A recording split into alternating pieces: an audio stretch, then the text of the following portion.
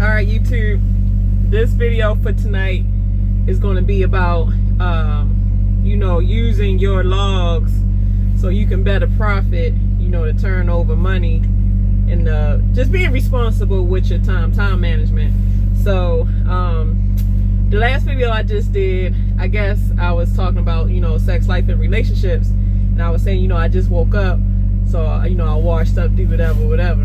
Now one guy said that's why you take 10-hour breaks, but every time you take your 10-hour break, it's not gonna all. That's if you trying to get to these shippers and receivers, like you hustling to where you time managing the way you get into these places on time or before time. So by the time you're being unloaded, you got your 4 o'clock back, and now you ready to roll instead of waiting to do a reset when you can already have it knocked out.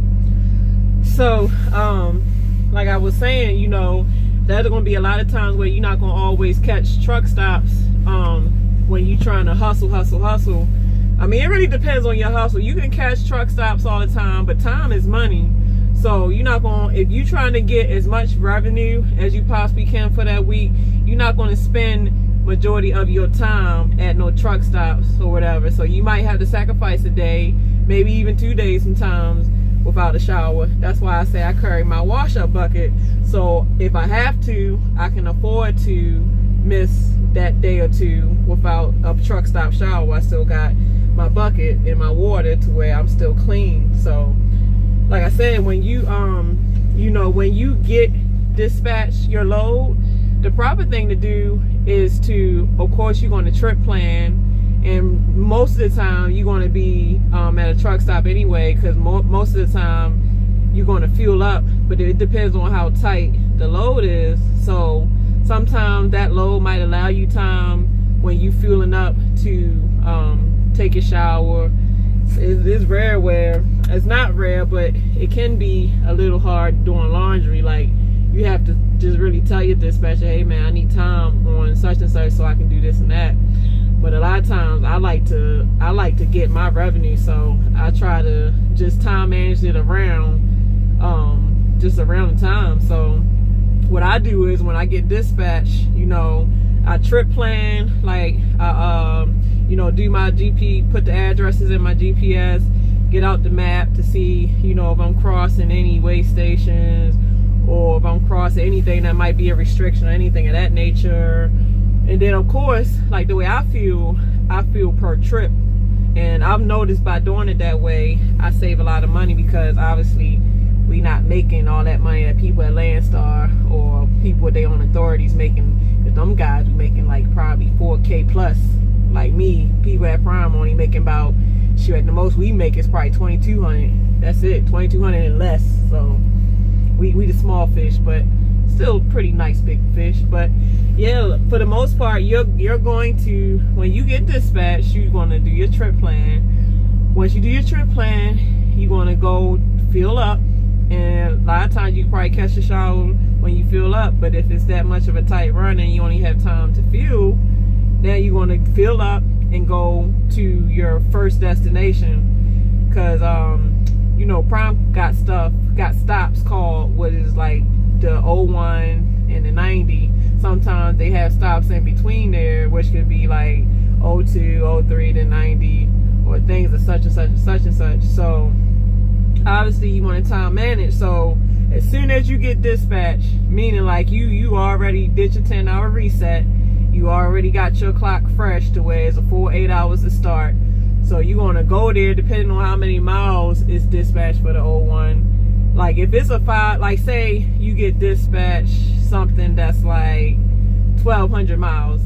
Normally 1,200 miles on these DOT clocks, that's usually about, that can be 2 days, but just to be on the safe side, that's really 3 days for people that mess around. But for somebody like me that like to just get it done and over with, I can do 1,200 miles in 2 days, because on the average you can do 600 miles in a day. But that's without, like I said, that's where the time gets crunched, to where you're not catching the showers, because you're worrying about putting your miles and time and stuff in. So in a situation like that, as soon as I get dispatched, do my trip plan, get my fuel, and I'm going straight to the 01. So as soon as I get to the 01, a lot of times you got to make sure that they have parking. You got to make sure they have overnight parking, or that's part of your trip plan, to make sure that you're somewhere within a 5-mile radius, because you allow up to 5 miles or 5 minutes of driving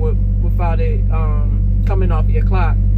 I think within the first 2 miles, and this is just with Prime, with the first 2 miles you'll stay on off duty, but after the first 2 miles you'll go into on driving. But you can call dispatcher if it's less than 5 miles, and they'll put you back in the sleeper berth or off, to where you can still continue the amount of time that you have. So if you do your trip planning and you plan, like say the shipper or receiver doesn't have overnight parking, you can always just try to park somewhere that's less than 5 miles away. So say you find this just like a pulling spot, but it's big enough for trucks and legal for you to park there, but it's 5 miles exactly away. Okay, when you get up in the morning to make your appointment, you drive the 5. Of course, after 2 miles, it's going to go into driving. But as soon as you get to the shipper or receiver, you pick up and you call logs and you tell them, hey, I drove 5 miles. I need you to put me back in the sleeper berth or back on to off duty, so I can keep my reset going, and they'll do it. So like I said, the best thing to do is when you get dispatched is don't mess around. Get straight to the 01, get your fuel, get your trip planning down. If you got time in the middle to do your shower, do it. But if not, your main thing is to keep your numbers up and get your revenue up and the time managed. Because obviously if you get there on time or way before time, by the time they unload you, you're not still waiting on the reset. You're ready to rock and roll. So yeah, you got to manage your time. So like I said, you got your 10-hour reset, you got your 30-minute break, you got your 34-hour reset, and you really have to manage all 3 of those really well. Because a lot of times, you got your 7-day count of when you coming out after 34 reset, which you get your days back on the 8th day, and a lot of what you get back on recaps determine on how well you managed your clock. So if you do what I told you to do, depending on how your dispatcher dispatches you, if he dispatches you right, you should be doing at least 8 hours or more a day.